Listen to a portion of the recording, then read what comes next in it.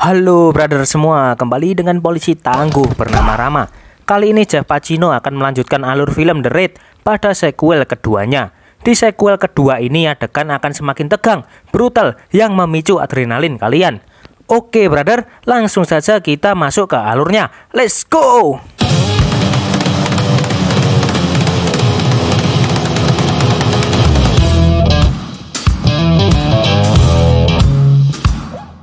Setelah Rama selamat dari misinya dan Andi yang melanjutkan jalan hidupnya menggantikan Tama menjadi bos gangster, kini justru ditangkap oleh ketua dari kelompok gangster lain bernama Bejo. Karena Andi juga masih baru menjadi bos gangster, Bejo pun memutuskan membunuhnya agar ia bisa leluasa menguasai wilayah dan bisnisnya.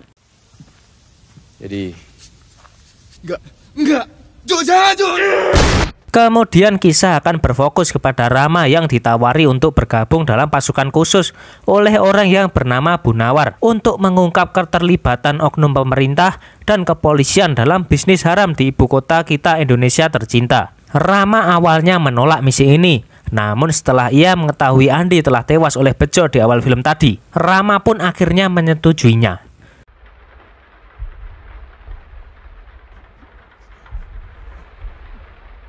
Misi Rama sendiri adalah untuk mendapatkan informasi nama-nama siapa saja yang terlibat dalam bisnis haram di negara ini, di mana target utamanya adalah seorang bos gangster bernama Bangun. Dan untuk bisa mendapat informasi tentang Bangun, Rama harus lebih dulu mendekati anaknya bernama Ucok, yang sekarang ini sedang dipenjara, sehingga mau tidak mau Rama pun harus menyamar sebagai penjahat dan masuk penjara untuk mendekati Ucok. Agar misi ini berjalan lancar, Rama pun disuruh Bunawar untuk mengajar anak pejabat yang zolim, di mana ia mendatangi diskotik tempat anak pejabat itu nongkrong.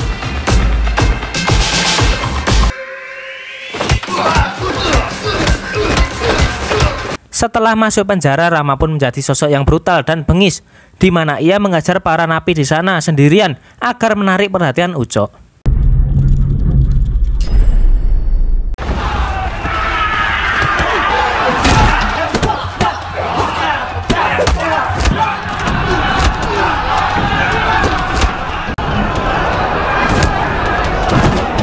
Pada akhirnya hal itu menarik perhatian Ucok, yang mana Rama diajak untuk bergabung ke dalam kelompoknya. Namun karena Rama tidak ingin terlihat mudah untuk didekati dan tidak ingin petantang-petenteng di penjara ini, Rama pun memilih bersikap biasa saja dengan hidup tenang sampai masa tahanannya berakhir. Lo kasih tau aja. Aku tahu aja ya, gue nggak suka penolakan. Kalau lu gerak sendirian, lu nggak pernah bakal bertahan lama di sini. Di saat kunjungan tahanan, Ucok pun ditemui oleh orang kepercayaannya yang bernama Eka. Yang saat itu Ucok bertanya kepada Eka, siapa Rama dan dari mana dia berasal. Namun Eka menjawab bahwa Rama bukan siapa-siapa dan hanya anak kampung yang ingin menjadi kriminal. Kemudian berpindah ke halaman penjara yang mana sedang dalam kondisi hujan deras, di mana beberapa tahanan berkumpul di sana. Ada satu tahanan bernama Bemi yang awalnya menjadi pelindung Ucok dalam penjara ini. Namun karena permintaan seseorang, Bemi pun berkhianat dan akan menghabisi Ucok saat itu juga. Mengetahui Bemi akan menyerang Ucok, Rama pun mengambil kesempatan untuk mendekati Ucok dengan membantunya menghajar Bemi dan anak buahnya menggunakan sebuah gagang sapu.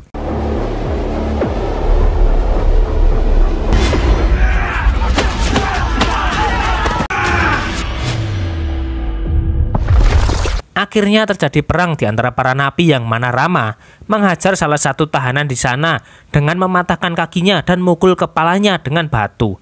Saat itulah para sipir memanggil pasukannya untuk turun menghentikan pertarungan. Namun justru pertarungan semakin gila dan brutal yang membuat para polisi juga ikut menjadi korbannya. Dan ketika Ucok akan ditusuk oleh Bemi menggunakan pisau, saat itulah Ucok melihat Rama berjuang mati-matian demi dirinya, yang membuat Rama menjadi teman baiknya sampai saat waktunya Rama dibebaskan.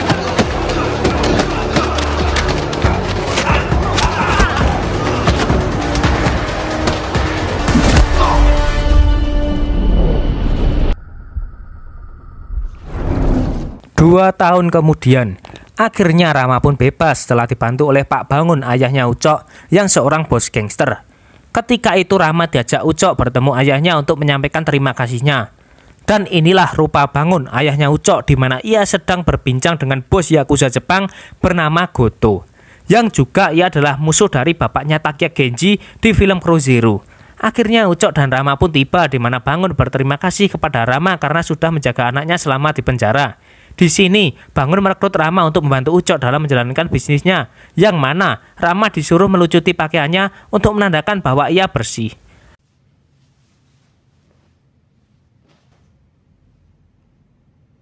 Semuanya. Balik mana?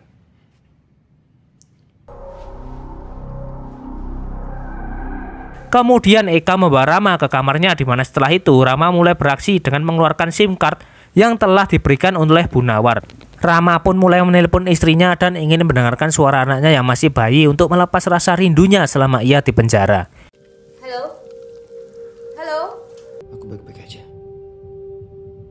Kamu gimana? Iya.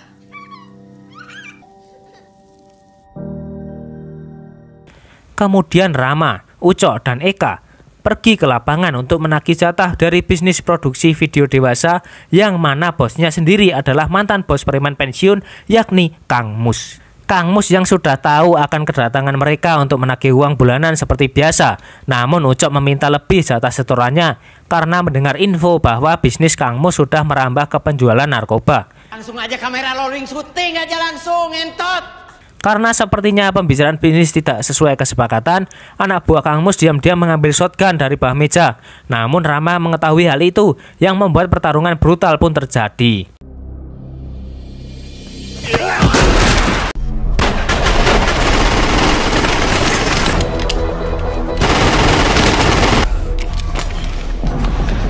Karena anak buahnya sudah habis, Kang Mus pun mencoba melarikan diri, di mana Rama berhasil menangkapnya yang kemudian menghajarnya hingga babak belur. Kang Mus pun akhirnya tewas sehingga tidak hanya pensiun sebagai bos preman, namun pensiun juga sebagai manusia. Karena bantuan Rama, Ucok pun bisa menyetor uang begitu banyak kepada ayahnya, yang kemudian Bangun memberi Ucok amplop untuk diberikannya sebagai imbalan kepada Rama. Karena Ucok anaknya Bangun, bos gangster besar di Jakarta, Ucok pun juga ingin naik jabatan, namun sang ayah justru tidak menanggapinya karena belum waktunya. Untuk meluapkan kekecewaannya, Ucok dan Rama pun pergi ke tempat dugem untuk minum. Di situ, Ucok mendapat telepon entah dari siapa yang mana ketika Ucok keluar, Rama pun menyelipkan alat penyadap ke dalam dompet Ucok dengan tujuan untuk merekam apapun percakapannya. Ternyata yang menelpon Ucok tadi adalah Bejo yang bertujuan mengajak Ucok kerjasama dengan menguasai seluruh wilayah Jakarta untuk termasuk wilayah Goto si Yakuza Jepang. Yang mana Goto telah menjalin kerjasama dengan Bangun ayahnya Ucok. Berarti jika Ucok setuju dengan ajakan Bejo, maka Ucok harus mengkhianati ayahnya sendiri. Dan kita tahu bahwa Ucok ingin naik level serta ingin seperti Bangun ayahnya, maka Ucok tidak mungkin melewatkan kesempatan seperti ini. Sebagai hadiah untuk Ucok yang sudah setuju ajakan Bejo, maka Bejo memberikan orang yang pernah ingin membunuhnya sewaktu di penjara, yakni Bemi. Setelah itu Bejo memberikan sebuah cutter untuk Ucok agar membunuh mereka semua. Ketika sampai di Bemi, Ucok melihat sebuah tato entah simbol apa itu yang karena tidak memperdulikannya, ia pun langsung membunuh Bemi. Beralih ke Pak Bangun di mana ia sedang menyiapkan pembunuh bayaran pribadinya yang ternyata adalah Medok di film The Raid 1. Namun itu bukanlah Medok, tetapi kakaknya yang bernama Prakoso. Di situ Prakoso diberikan misi yang sudah jelas membunuh seseorang yang perlu disingkirkan dari bisnis hitam ini. Tak perlu lama-lama, Prakoso sudah berada di lokasi dengan makan nasi kucing bersama seekor anjing. Dan ketika musuh sudah terlihat, Prakoso pun bersiap mengikutinya dengan membawa parang dan siap untuk membrutal.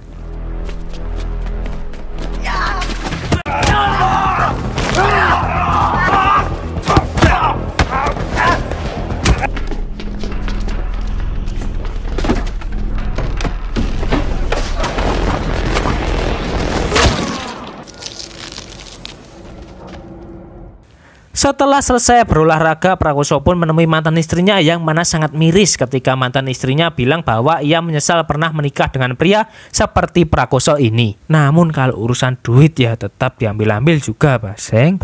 Setelah menemui istrinya, Prakoso pun menemui Ucok di mana Ucok curhat terkait kepemimpinan ayahnya yang menerima Jepang menguasai sebagian wilayahnya. Namun Prakoso pun menjawab dengan bijaksana bahwa Bangun ayahnya pasti memiliki rencana demi anaknya Ucok suatu hari nanti. Setelah itu Ucok pergi dan Prakoso memandangi foto anaknya yang meratapi nasib karena tidak bisa bertemu anak kandungnya. Seketika itu musik dugem tiba-tiba mati dan tidak ada seorang pun di sana, yang justru muncul anak buah Bejo yang siap membunuh Prakoso sesuai arahan dari Ucok.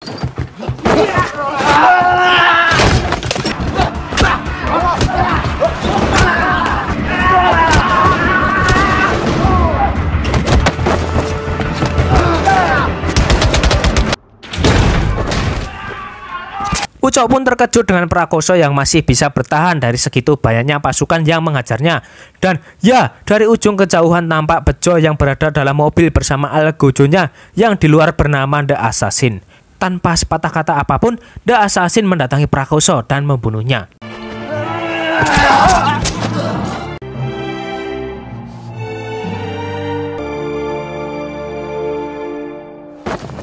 Keesokan harinya, Ucok mengabari ayahnya dengan memfitnah Goto bahwa ia telah menyerang Prakoso dan membunuhnya.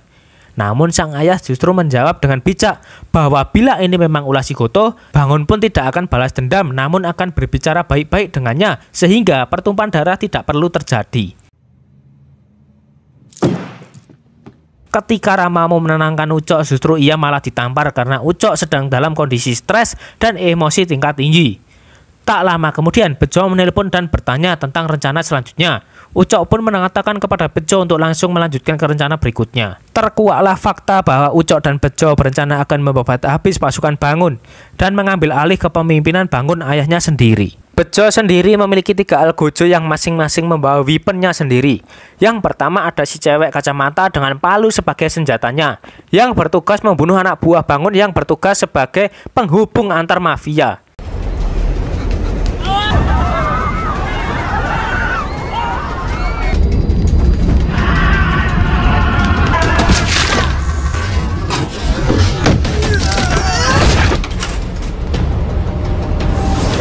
Kedua ada pria baseball yang bertugas mengeksekusi anak buah Bangun yang bertugas di lapangan.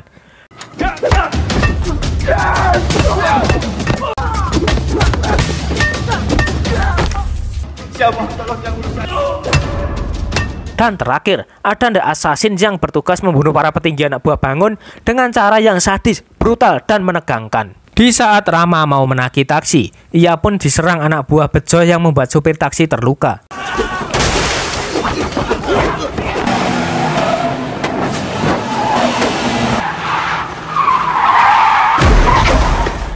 Pertarungan dilanjutkan ke sebuah restoran di mana salah satu anak buah Bejo terluka di pipinya karena Rama menempelkan mukanya pada panggangan yang masih panas.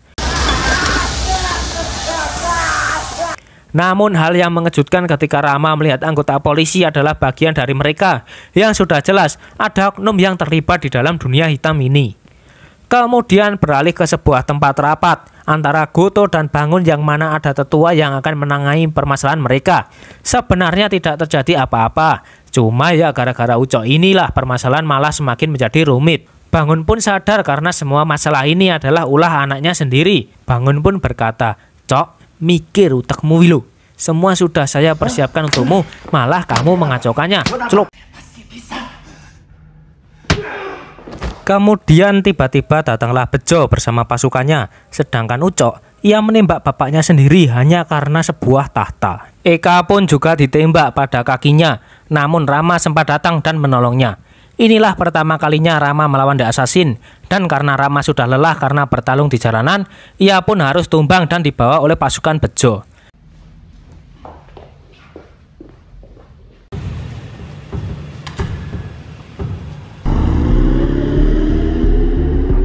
Rama yang dibawa akan dieksekusi. Tiba-tiba dari belakang Eka datang menabrakkan mobilnya yang kesempatan bagi Rama melakukan perlawanan, sedangkan Eka adu kebut mobil di jalanan DKI Jakarta.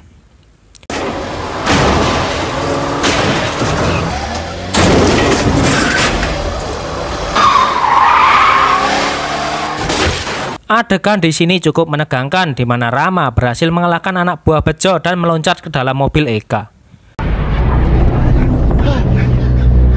Pergi ke sebuah tempat kosong di mana Eka yang sekarat akhirnya jujur bahwa ia adalah seorang polisi juga karena misi yang diberikan oleh Bu Nawar.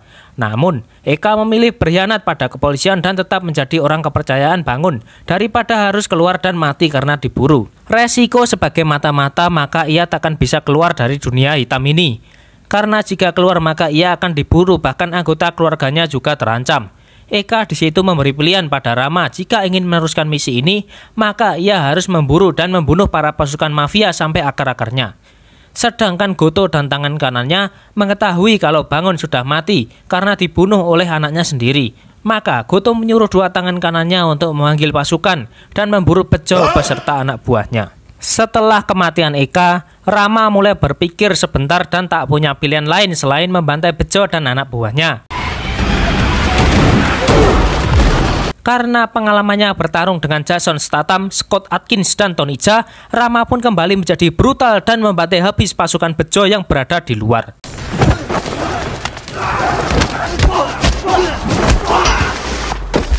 Di saat Ucok sedang di kamar mandi, ia mau memberikan uang tips pada office boy. Namun, ia menemukan alat penyadap yang mana Ucok mengira ini adalah ulah dari Bejo. Setelah dari kamar mandi, Ucok pun kembali dan duduk makan bersama politisi yang bernama Reza. Reza di sini adalah oknum pemerintah yang dimana ia selalu minta perlindungan kepada mafia untuk menjalankan segala macam bisnis ilegalnya. Kemudian anak buah Bejo mengabari bahwa ada Rama sedang mengacau yang kemudian Bejo menyuruh 3 algojonya menangani hal tersebut. Ketika Bejo menjatuhkan tongkatnya, Ucok pun tak sengaja melihat tato Bejo yang mirip dengan Bemi, yang terkuaklah bahwa semua ini adalah skenario Bejo untuk menjatuhkan bisnis Bangun dan menguasai wilayahnya.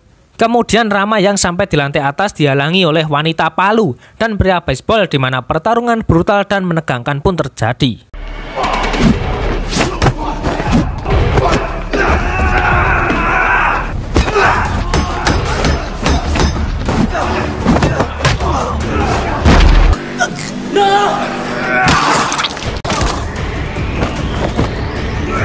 Setelah mengalahkan 2 algojo tadi, Rama kemudian final battle melawan The Assassin yang pertarungan dilakukan pada ruangan dapur Master Chef. Di sini pertarungan yang sangat epik di mana Rama kewalahan melawan The Assassin yang menggunakan sebuah pisau.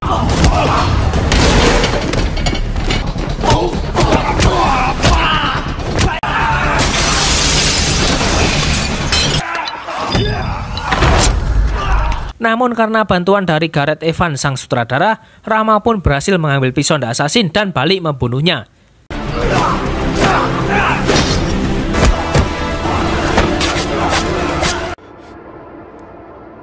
Setelah 3 algojo dikalahkan oleh Rama, ia pun sampai ke tempat Bejo, Reza, Ucok, di mana saat Bejo mengambil senapan buat Reza, Ucok pun dengan gesit menangkapnya dan justru menembak Reza serta Bejo pada kakinya.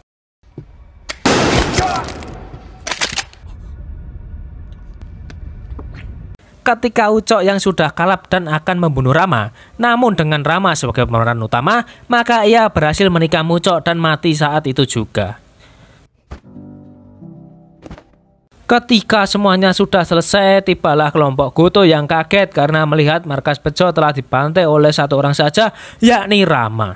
Oke brother, itulah akhir film dari The Raid 2. Bagi saya film The Raid 2 ini sangat keren karena di setiap adegannya diperankan oleh petarung dan pesilat asli seperti Iko Uwais, Yayan Ruhian, Cecep Arif Rahman, Yola Primadona peraih emas cabang pencak silat di SEA Games 2018, dan film The Raid ini juga banyak menuai komentar baik sebagai film action dari dalam negeri maupun luar negeri.